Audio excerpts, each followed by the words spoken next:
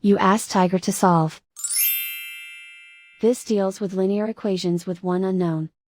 The final result is x equals 2. Let's solve it step by step. Simplify the expression.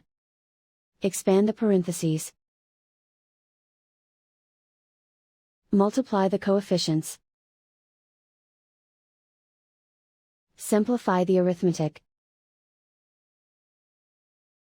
Group all x terms on the left side of the equation. Subtract 4x from both sides. Group like terms. Simplify the arithmetic. Group like terms. Simplify the arithmetic.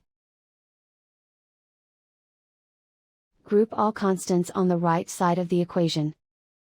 Add 1 to both sides. Simplify the arithmetic.